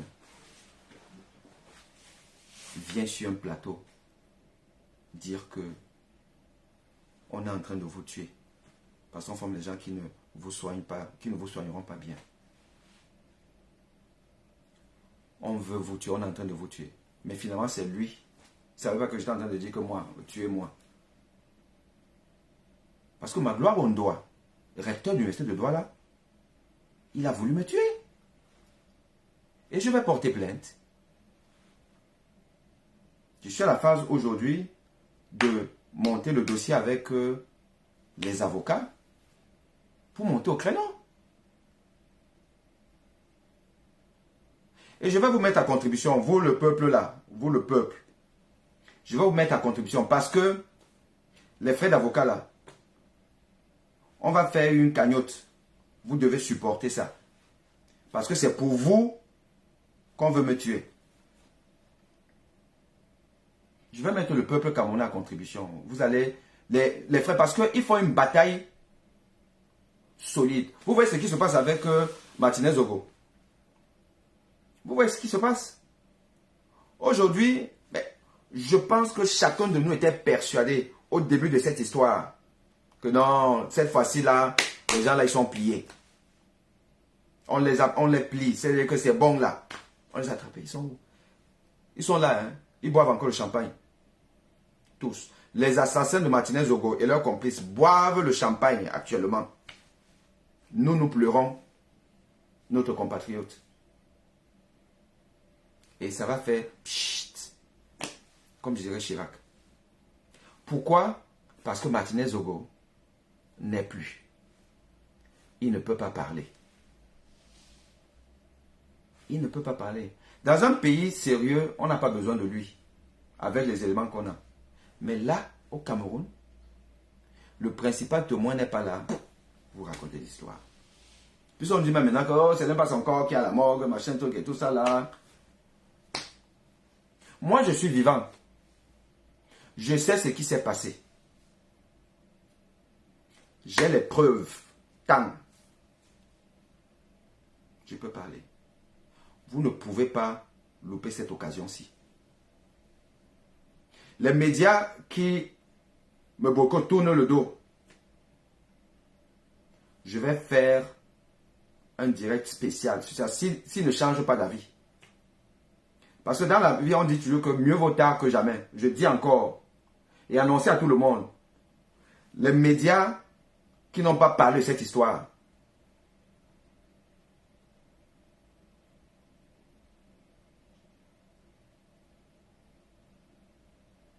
je dis encore que les médias, c'est eux qui se disent républicains, qui n'ont pas parlé de cette histoire. L'autre jour, on m'a fait parler d'un de mes médias chouchous. Mais il n'est pas le seul. Je n'ai pas entendu Canal 2 parler de la tentative d'assassinat du professeur Boni. Je n'ai pas entendu Canal 2. Je n'ai pas entendu LTM. Je n'ai pas entendu... Il y a même encore qui là? Je n'ai pas entendu. J'ai eu une demande d'explication que je vous ai partagée. Ça a circulé. Où On me dit, oh, vous avez voulu soulever les étudiants. Vous voulez soulever les étudiants, c'est-à-dire que un public. Ça veut dire que trouble à l'ordre public, non? Tout ça pourquoi? Pour avoir posé un problème qui a même trouvé une solution. Parce qu'aujourd'hui, le recteur, le doyen a changé le programme. Il a changé le programme. Pour STV même, je ne parle même pas. Là-bas, mais c'est une autre histoire, STV. Eux, ils ne peuvent même pas. De toute façon, ils ne peuvent pas. Pour eux, là, Canal 2, je me dis souvent que bon, dans la vie, on a toujours des coups de mou. Peut-être. Equinox, j'ai encore envie de croire que c'est un coup de mou. J'ai encore envie de croire. Pour STV, je vais vous dire un jour pourquoi ils ne vont même jamais prononcer mon nom. Donc, ce que je veux dire, c'est que on ne peut pas être aussi insensible.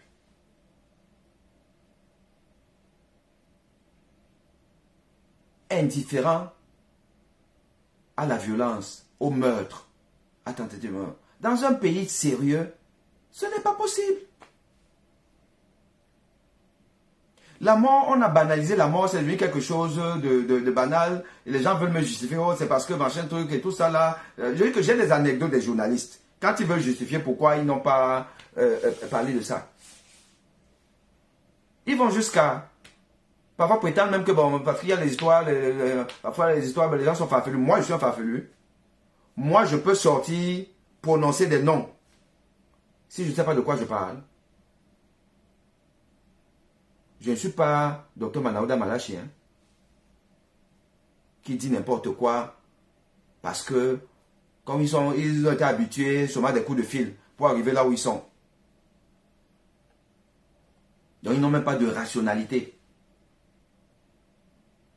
Ah monsieur, faut pas me mentir, hein. Faut pas me mentir, monsieur Zogo.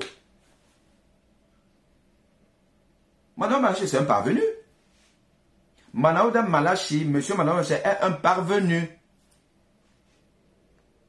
Un ministre, à l'époque quand on était petit ministre, mais tu as le poids, tu as la carrure. On peut tout dire, vous entendez, les rares fois où vous entendez le ministre Laura Esso parler. On peut dire tout ce qu'on veut dire. Moi, je ne connais pas trop ces histoires. Donc, je ne peux pas parler de ça. Mais je vois la posture, la carrure, ce qui sort de sa bouche. Et vous voyez le beau du SGPR, comment il se comporte. Et vous avez des Camerounais ici, là, je vous dis que 40 ans d'obscurité. Hein. Il n'a même pas mal parlé. Il fallait même qu'il soit un peu plus... bravo, monsieur le ministre, bravo. Je ne parle pas du fond de l'affaire. Je parle de la forme. Et la forme est importante dans la vie. Elle permet de comprendre ce qu'il y a derrière le personnage qu'il y a. Vous ne pouvez pas parler comme monsieur Madame Rachel a parlé à un médecin qui vous dit qu'il a faim, qu'il n'a pas de salaire. Et vous lui opposez qu'on n'est pas dans une république bananière, alors que nous sommes dans une république bananière. Dans une république qui n'est pas bananière, on ne donne pas à toute une population des médicaments dont on ne connaît même pas exactement le contenu parce que c'est écrit en chinois. Ça, c'est dans une république bananière qu'on fait ça. Monsieur le docteur philosophe.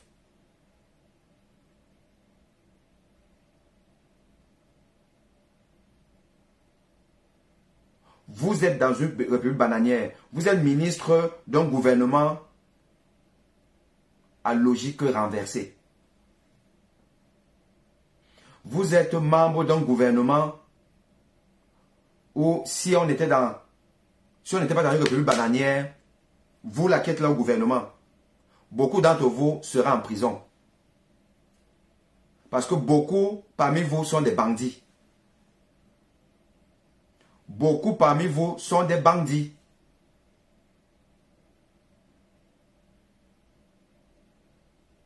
Il y a une amie qui m'a raconté l'histoire où elle atterrit à Douala, à Yaoundé. Elle prend, je crois, un taxi ou je ne sais pas trop quoi, pour foncer, je ne sais plus trop où, mais elle rentrait, mais ils sont passés par ce qu'on appelle, je ne sais pas si c'est l'axe l'eau, où il y a une route là qu'on est en train de construire. Elle s'étonne que elle roule, il n'y a pas d'embouteillage. Mais il n'y a pas d'autres voitures. Ils ont roulé jusqu'à arriver à la fin de cette fameuse autoroute. Voilà, je crois que c'est l'autoroute. La route s'arrête là, tant, c'est fini, il n'y a plus de route. Il faut faire demi-tour parce que la route s'est arrêtée là. Vous qui connaissez Yaoundé, je crois que vous devez connaître cette histoire et cette route. Heureusement que ce n'est pas la nuit. Heureusement que, bon voilà, parce que sinon, vous êtes en train de rouler, la nuit par exemple, pendant que les gens roulent, ils peuvent discuter, vous entendez souvent que mort d'homme. Parce que la route est arrêtée. La route est arrêtée pourquoi? Donc on commence une route, on arrête, parce qu'il n'y a plus d'argent. Un gars nous dit Messi. C'est pas le ministre Nganou Messi qui est responsable de, je sais pas, le ministre des Travaux, je sais pas trop quoi. Dont la fille est devenue la patronne de la cardiologie camerounaise. Nouvelle agrégée, là, depuis quelques jours. On l'a nommé, on a laissé les baos, les anciens, les patrons, les gens qui ont déjà vécu. C'est elle. Le grand remplacement est en téléchargement au Cameroun. Dans tous les postes, quand ces bandits qui nous gouvernent ont quelqu'un à placer, vous êtes sûr qu'on place. Vous n'avez même pas encore conjugué le verbe si je savais.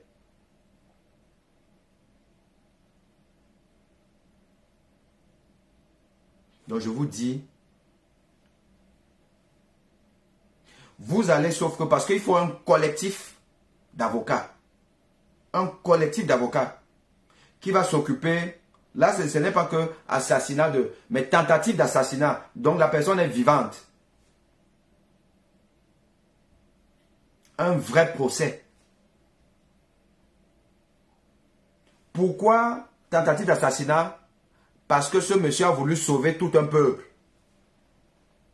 En décriant ce que tout le monde sait. Et les médias font les malins, là, ils racontent les histoires, les gens tournent le dos. Mais on passe son temps à m'inviter.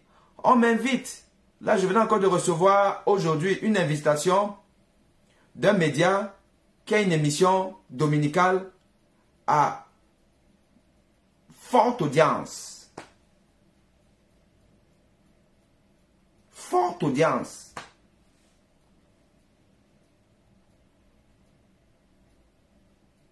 Donc, je suis quand même un peu utile dans ce pays-là. Et on veut me tuer, les gens ne se lèvent pas pour aller demander des comptes, pour aller demander pourquoi ce type-ci là, vous voulez l'embastiller. Pourquoi vous avez voulu le prendre et le faire disparaître. Pourquoi s'il arrive au Cameroun là maintenant, il va simplement trouver le chemin de, je ne sais pas trop quoi, du CED ou machin truc là. Pourquoi? C'est quel pays ça? Monsieur Paul Biya, c'est quel pays?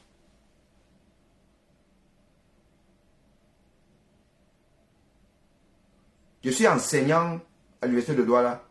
Je dois donner des cours aux 20% qui viennent. Et encadrer les étudiants à l'hôpital. Mon hôpital, c'est gynéco-obstétrique. Actuellement, tout ce que je fais, c'est des interprétations des examens, électrocardiogrammes, à distance. Vous vous rendez compte?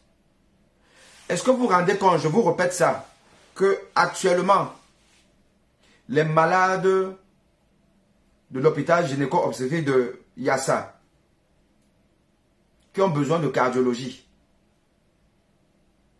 qui m'auraient vu si je n'étais pas interdit d'accès au Cameroun. Parce qu'ils vont seulement m'attraper. J'ai des informations. Ces malades-là ne sont pas vus. La seule chose qui se passe actuellement, c'est que les électrocardiogrammes, je fais les interprétations à distance. Donc je continue à soigner un peuple qui me tourne le dos.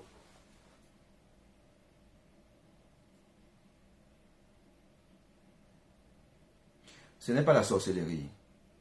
Nous sommes encore dans un pays sérieux. Le peuple camerounais, un peuple qui aime la paix, qui veut le bonheur.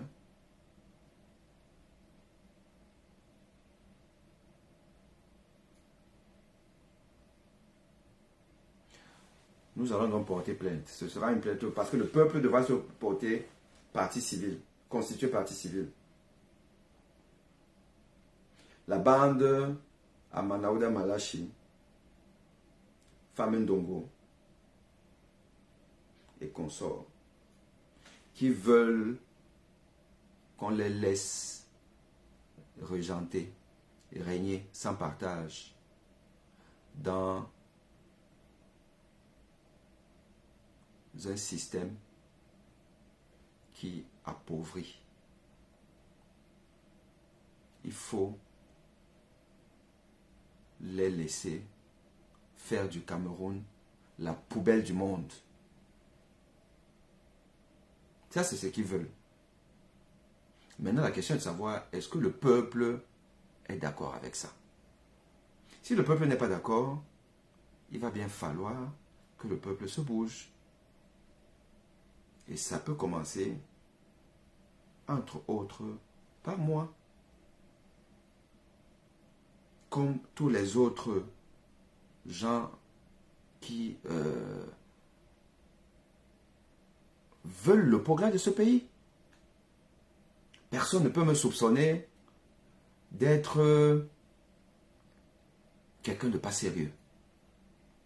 Je me bats depuis au moins 20 ans. Je peux tout dire. Je peux avoir les pensées les plus regrettables contre la femme que j'ai aimée, que j'ai épousée il y a une vingtaine d'années. Parce que le divorce, c'est toujours un échec. Mais je lui reconnais une chose. Elle m'avait toujours dit, Aimé, ton Cameroun là, ce n'est pas la peine. Tel que je te connais, tel que je connais ta mentalité, tes ambitions et tout, le Cameroun là, je vous assure, je peux me permettre ça parce que c'est plutôt beau. J'ai dû mobiliser mon beau-père pour convaincre mon épouse à rentrer au Cameroun avec moi en 2002. 2002. Ma formation finie en France et tout. J'étais cardiologue, j'étais truc. J'ai dit, mais attends, les Camerounais, ils ont payé ma scolarité parce que j'ai eu quand même une bourse pour aller en Russie d'abord, après en France. Voilà, donc je dois rentrer là-bas parce que c'est là-bas qu'on est utile. J'ai fait comme beaucoup de gens font. Comme beaucoup de Camerounais font. Mais le nombre de Camerounais partis et repartis du Cameroun, vous savez, ça simplement, un président sérieux se dit que j'ai échoué. J'ai échoué. Les pays asiatiques se sont développés grâce à leur diaspora.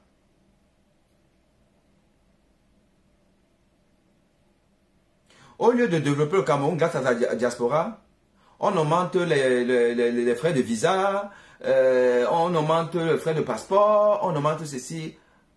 Bah, parfois, vous restez comme ça, vous dites que même quand on veut mal faire, on peut un peu lisser sa médiocrité.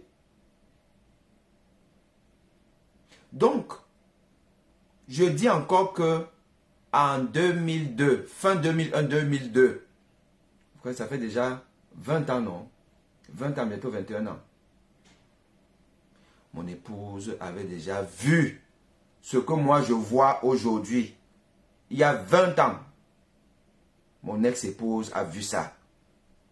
Elle ne voulait pas qu'on rentre.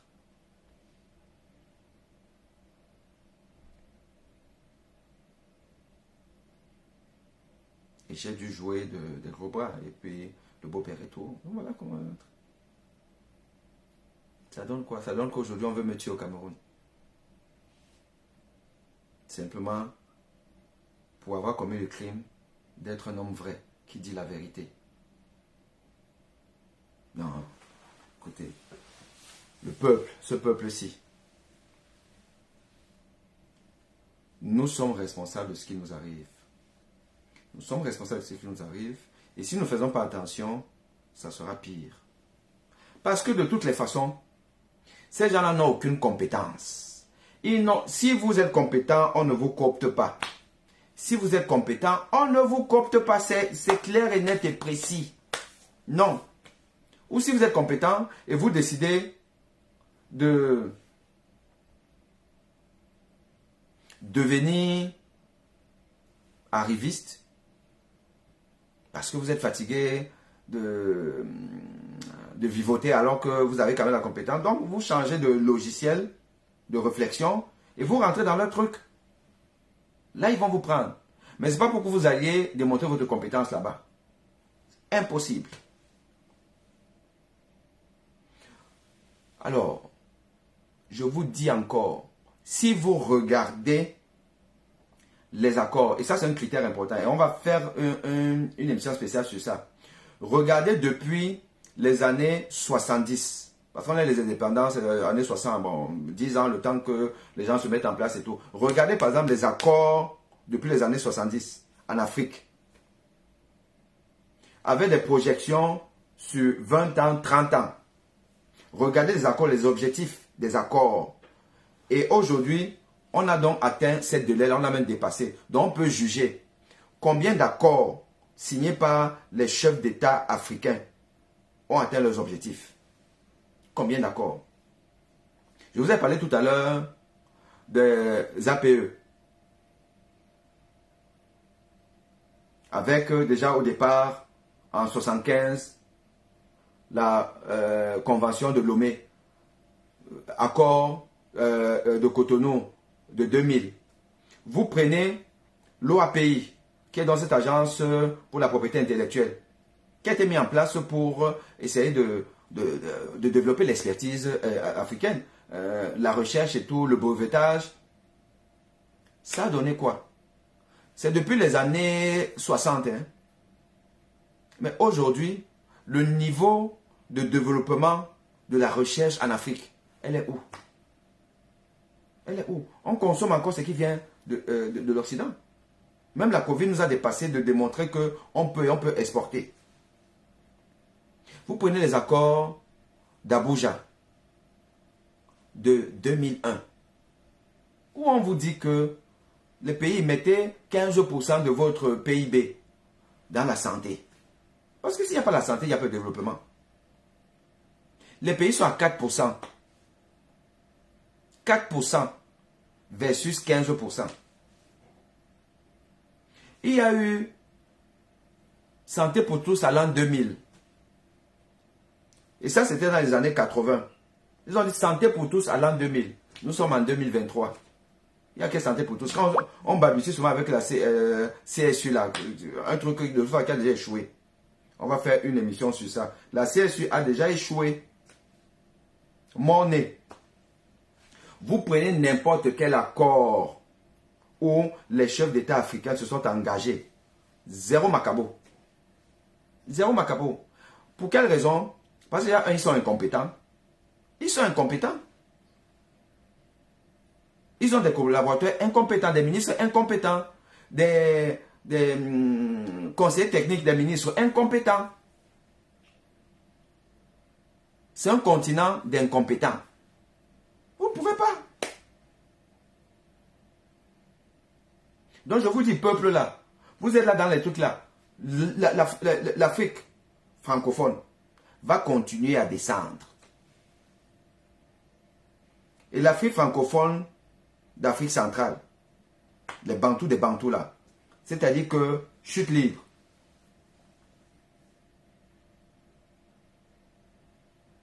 Sassou Nguesso. J'ai constaté aujourd'hui des Congolais. Je les vois tous, je les vois là, ils viennent. Ils vous racontent. J'ai juste avec un Congolais aujourd'hui. J'ai dit que Sassou Nguesso, c'est quand même mieux que M. Paul Biya. Il me dit non, moi je prends Paul Biya, je ne prends pas Sassou Nguesso. Je dis que non, comment tu rigoles? Je te dis que Sassou Nguesso, c'est une autre qualité. Dans tous les cas de figure, c'est bonnet, blanc, blanc, bonnet.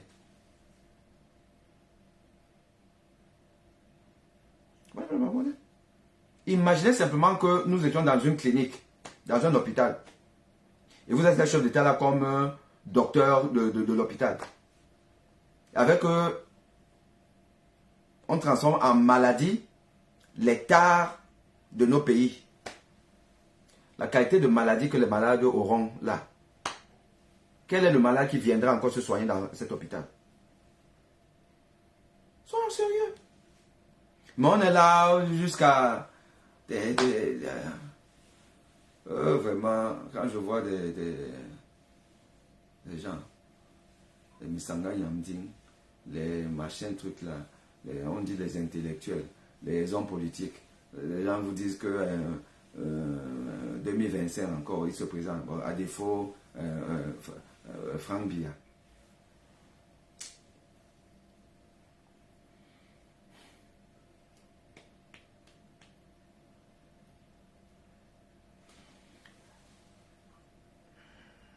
Le Cameroun dans 10 ans. Moi, je rigole simplement, hein, je ris doucement. Dans 10 ans, on sera là, non. Les gens, ils ont voulu me tuer, n'ont pas pu me tuer. Parce que Dieu me protège. Je serai là dans 10 ans. Je vais voir l'état du Cameroun dans 10 ans. Avec les Franck Biya au pouvoir. Oh, mais c'est pas possible. Jusqu'à des gens, des adultes, des gens qui ont été à l'école, me disent que c'est la meilleure alternative. Bon. On va s'arrêter là. On va faire partie 2 où on parlera de l'élection à l'ordre, le trafic des bébés et puis la CSU. Pour terminer avec le dossier Manaouda Malachi. Et après, je vais attaquer le dossier M. Famendongo avec son recteur qui a voulu me tuer. Donc,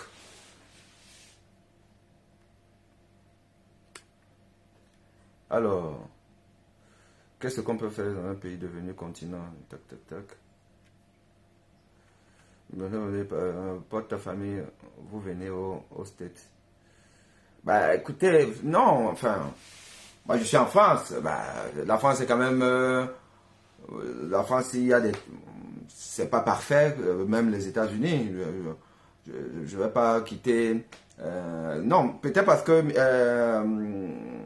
Micheline Tchatchoua, c'est gentil, mais non, j'ai une assise correcte en France.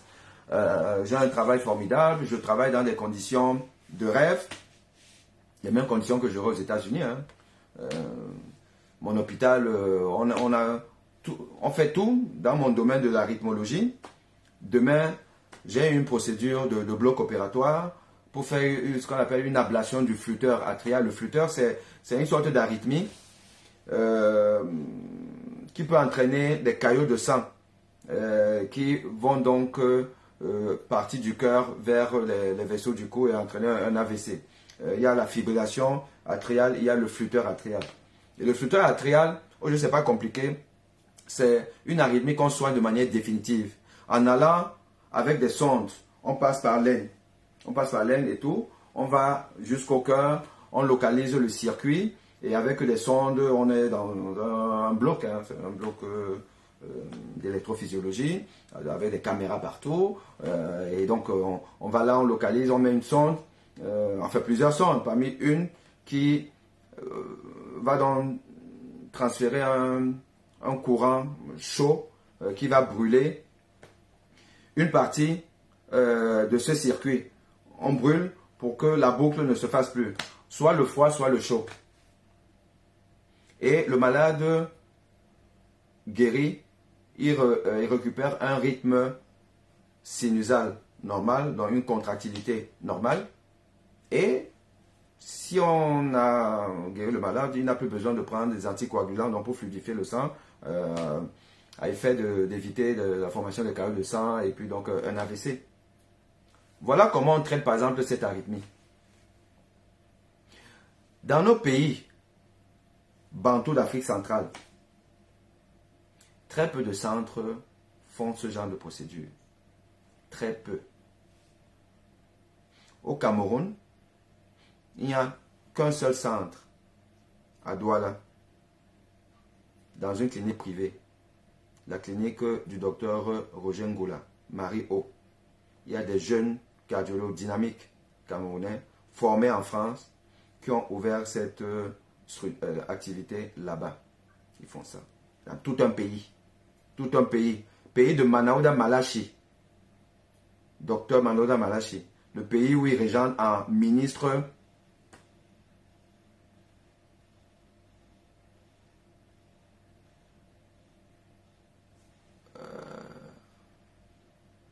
républicain. Je vais dire ça. Vous comprenez ce que je veux dire au fond. Voilà, dans son pays, il n'y a qu'un seul, c'est un centre privé, hein, c'est un centre privé qui n'a rien à voir avec la politique de santé publique du ministère de la Santé. On ne peut pas soigner, c'est quelque chose aujourd'hui de normal. Donc cette procédure-là, je l'aide demain. Et j'ai des procédures beaucoup plus compliquées que ça à venir. Quel que soit l'examen que vous voulez faire, ici, là, vous demandez tant que vous avez. Vous avez tout là, et puis vous soignez votre malade. Donc, je travaille dans des conditions de rêve. Et c'est une chance, c'est une grâce. Quand au fond, on sort d'un pays où dès que tu nais déjà avec au minimum 40% de chance en moins de réussir dans la vie. Quand tu nais au Cameroun, là, aujourd'hui, par rapport à la compétition planétaire, parce que nous sommes dans un village planétaire, tu nais déjà avec au moins 60% de chance en moins de réussir. Donc, quand tu réussis, tu te dis seulement que Dieu est grand. Donc, je n'ai pas besoin de quitter la France pour partir aux États-Unis et tout.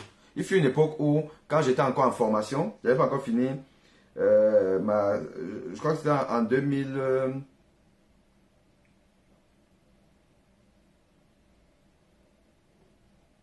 En 2000 ou 2001, je ne sais plus trop, non, c'était en 1999.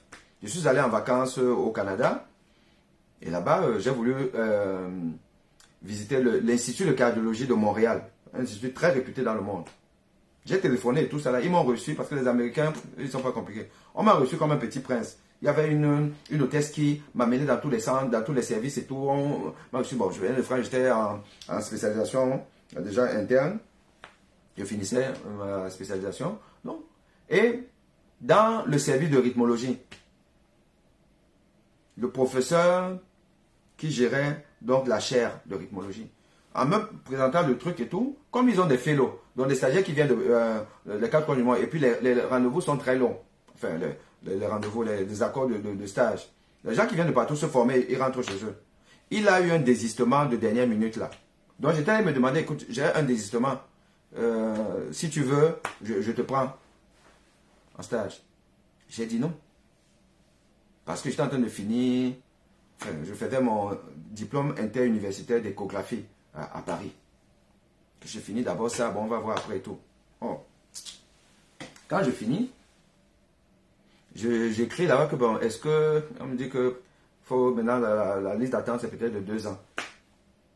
Donc, si j'avais pris ça, ce stage-là, j'aurais fini là-bas, et puis bon, comme ça se passe souvent, après, vous finissez par rester, et puis vous intégrer. Donc, je serais aujourd'hui au Canada, peut-être canadien même, dans de bonnes conditions, c'est sûr. Mais bon, je suis rentré au Cameroun en 2002, je suis resté de 2002 à 2006 dans des conditions, travailler dans des conditions, vous vous demandez si on est vraiment dans un pays normal.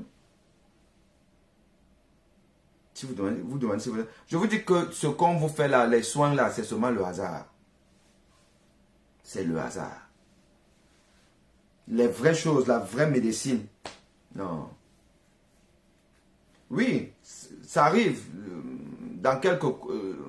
et les gens dans le privé, ils se battent avec leurs moyens, ils se battent. Ils se battent comme ils peuvent.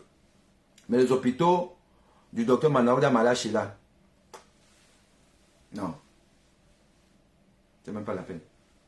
Donc voilà comment je rentre en France en 2006. Et puis bon, voilà, je m'installe et puis je travaille dans les hôpitaux. Voilà.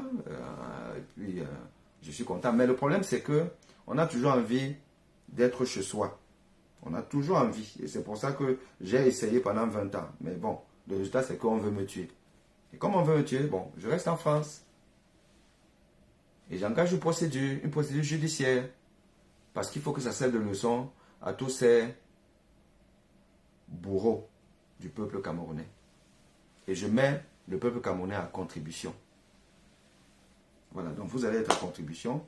On va essayer d'avancer dans ce projet-là d'inculpation de mes assassins potentiels. Et pour que cesse aujourd'hui le règlement de compte par les barbouzes. Ce n'est pas normal. Dans un pays sérieux, où on dit que le président de la République est un apôtre de la paix, ou un mendiant de la paix, c'est pas normal. Ok, donc, voilà, les amis. Allez, on se dit donc à la prochaine. On va continuer avec Malachi 2. On termine ça, on prend Famendongo. Et puis, je vous ai promis ça, je vais le faire sur le panafricanisme. Le panafricanisme du tube digestif. On va parler de ça. Parce qu'il y a beaucoup de panafricanistes là qui sont en fait simplement des opportunistes. J'attends toujours que mon petit frère David Obutu supprime son poste qui est malveillant. Ou il supporte son frère, son ami, je ne sais pas trop quoi, Noël Essomba, directeur de la Quintini, où un bébé a disparu d'un ventre. Où on nous dit maintenant qu'il n'y a même pas eu de grossesse. Où l'enfant était déjà mort et tout. David Obutu. On n'est pas obligé de parler de tout. Il y a des domaines qui sont des domaines très spécifiques. Vous ne pouvez pas venir dire n'importe quoi. C'est pas parce qu'on... Moi, je ne sais pas la fonction de leader d'opinion, influenceur, machin, tout là. Je ne sais pas. Ça fait de vous des gens plus intelligents que tout le monde. Dans un domaine comme celui-là, technique, ou quand vous allez regarder objectivement le parcours de cette dame, son caractère de multipart, donc c'est-à-dire qu'elle a déjà eu des grossesses. Elle peut savoir si j'ai une grossesse de 8 mois. On peut se tromper à 1-2 semaines près. Un avocat qui vociférait la veille, qui était prêt à découdre avec tout le monde, qui après vient nous dire que vraiment, j'ai même appris beaucoup de choses, le type là il est humble et tout ça là, voilà, de grossesse, finalement on m'a édifié et tout là, c'est 4 ou 5 mois. Pendant que le ministre dit 6 mois. Donc les gens n'arrivent même pas à s'entendre sur 4 mois, 5 mois ou 6 mois. Pendant que la concernée parle de 8 mois. Pour finalement après dire que non, vraiment bon, il n'y avait même rien.